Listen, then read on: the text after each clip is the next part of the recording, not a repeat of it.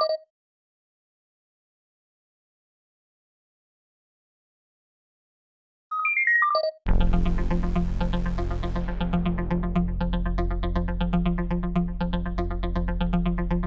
guys, I'm back again with another detailed video, and based on my Facebook poll, the subject that you guys wanted to know about currently more so is the importance of strength training and cardio.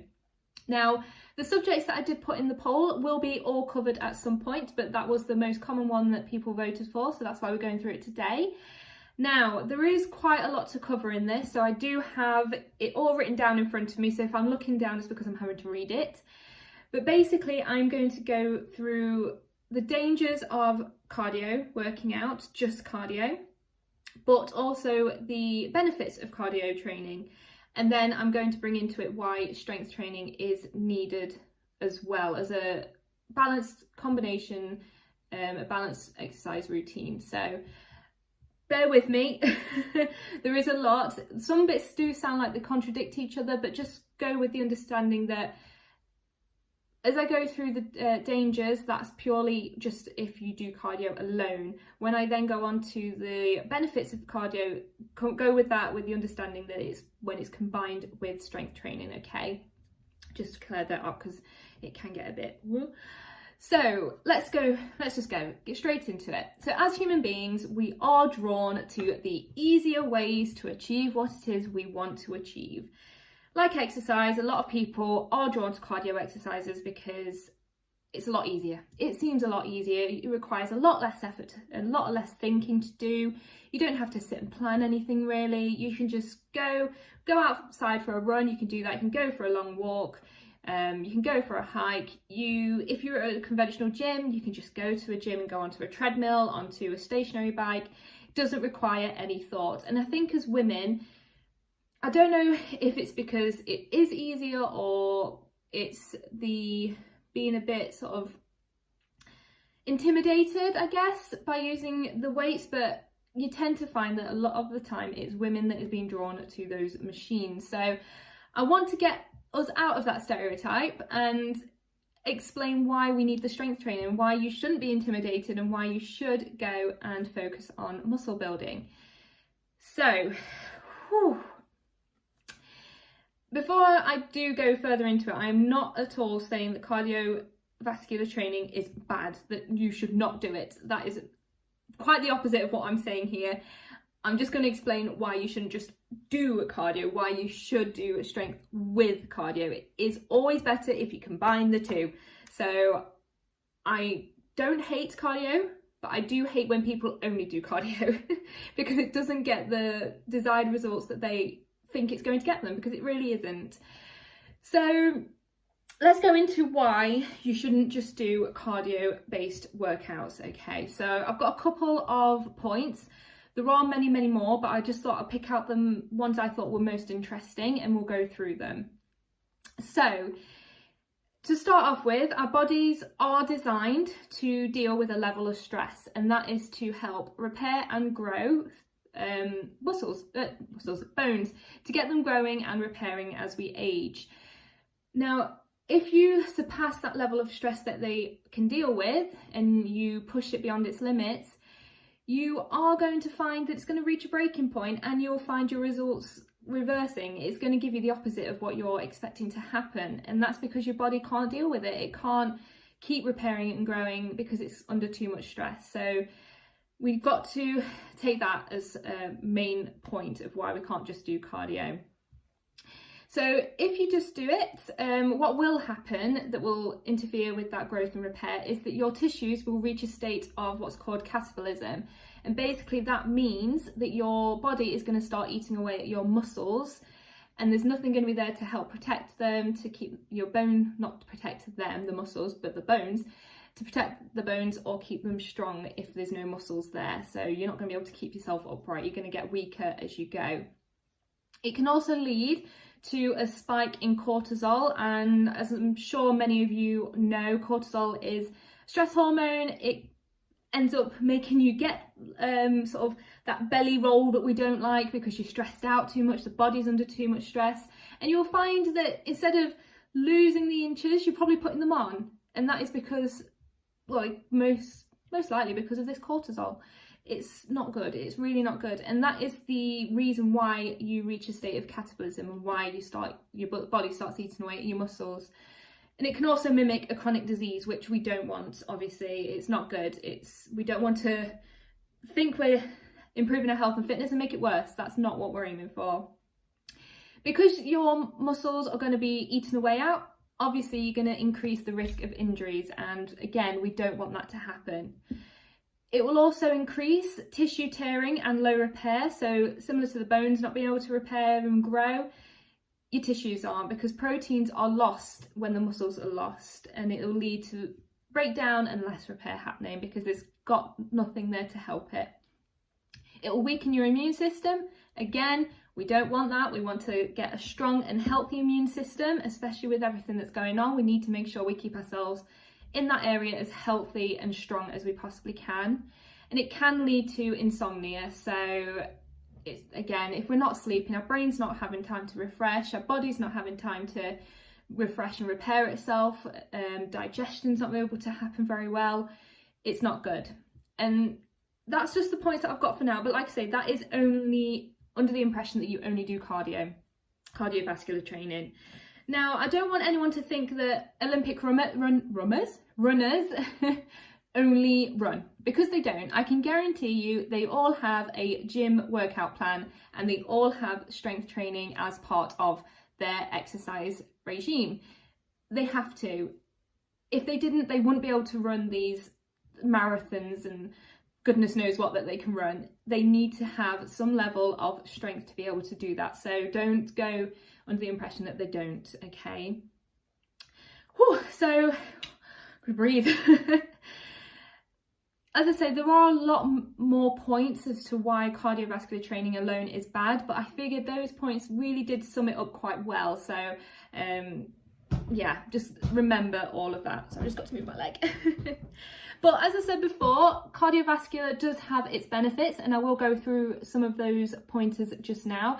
Again, remember, it might be sounding contradictory, but it's under the impression that you do cardio with something else, okay? i.e. the strength training.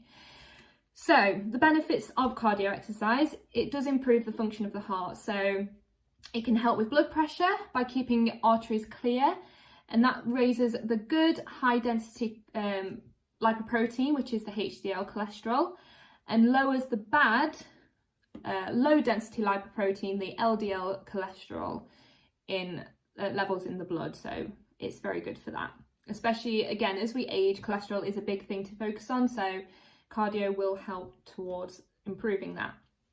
It will lower your blood pressure. Going back to that first point, if your arteries are much more clear, your blood's going to be able to pump around a lot easier, and your blood pressure is going to be a lot better. It helps to regulate blood sugar, so it helps regulate insulin levels in the blood, and that therefore then lowers the blood sugar level. It can help reduce asthma symptoms. Now, if you've got severe asthma, you will have to take it step by step, gradually work on it. You can't go jumping into the deep end. It's not going to help. But over time, it could help with your symptoms a little bit and help get your breathing a little bit better. It can aid sleep as part of a normal routine with the strength training. So it does have its benefits there. But if you go to the extreme, it can have the opposite effect. So we need to keep that in mind. And it will improve brain power. So it's just going to give you oxygen to the brain, gets it thinking better, makes you more alert, so it can be a good thing. So that's just a few of the benefits, but the cardiovascular training does have its benefits as well as its non-benefits, I guess. Same with strength training, really. It's just about the extremity of each that you do. So despite obviously going through the benefits, again, it's just you've got to remember that it is part of a balanced routine. And that's why our workouts are perfect, because we have a combination of the strength training and the cardio. It's not going to the extreme with either or. You're getting a good mix of the two. And this maximizes the chances of muscle building and fat burning, which we all want. We all want to reduce our fat percentage. We all want to lose those inches. So it's important that you do combine the two. Now, don't go into the impression that if you strength train, you are going to get bulky and look like Arnold Schwarzenegger, because you're not. He goes to extreme to get to that level.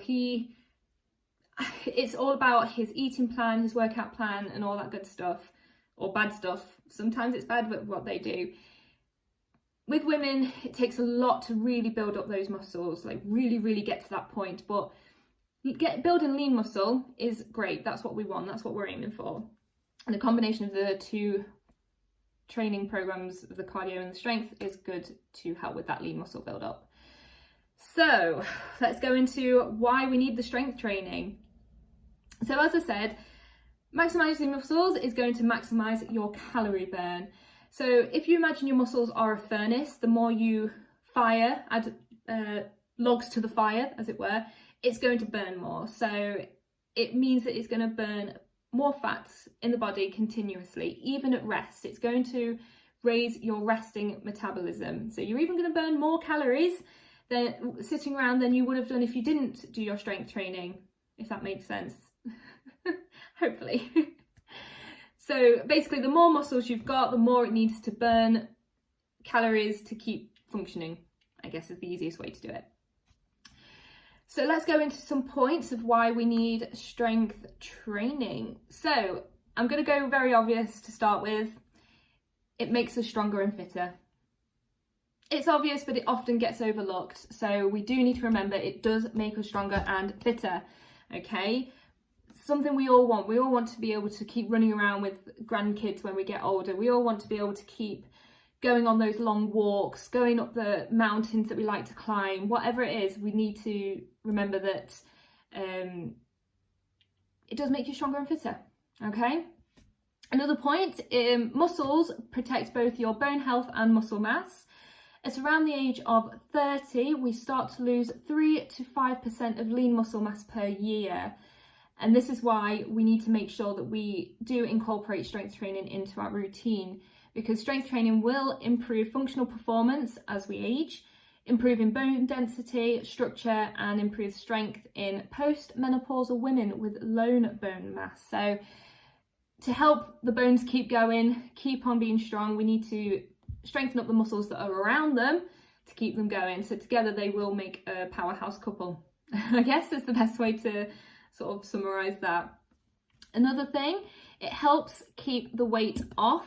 As I said before, it helps increase your resting metabolism, meaning you'll burn more calories going about your day than if you didn't have that muscle mass beforehand. So we do like to know that we can burn more without really having to worry about it, just by doing 30 minutes 3 to 5 times a week. It's great.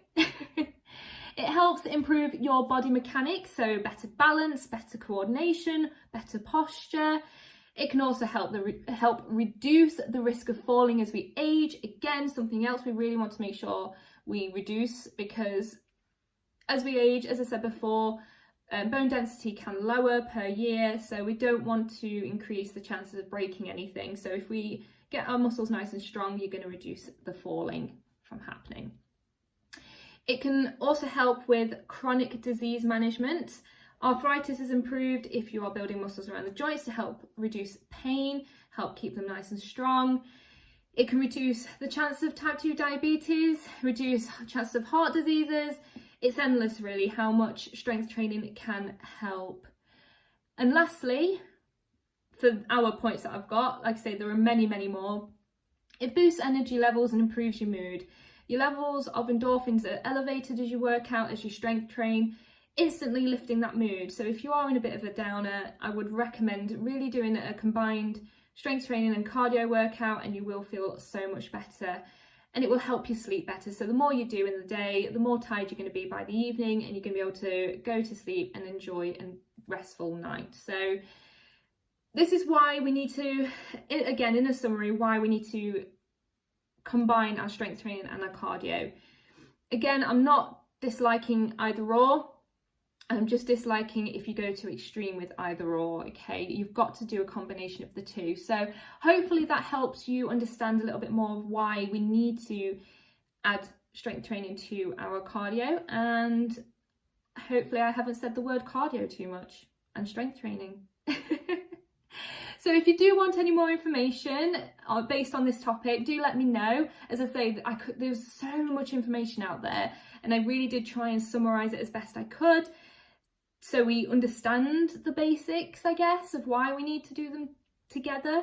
And yeah, it was a good one. It's a long one this week, but I want to make sure you guys are fully understanding of what we do, why we do it, and whatnot, basically. Right, I'm gonna go now. I'm gonna have a long drink of water because I have the driest throat going, and I will see you for the next detail video. Let's see which one that one's going to be about. Until next time, ladies, bye.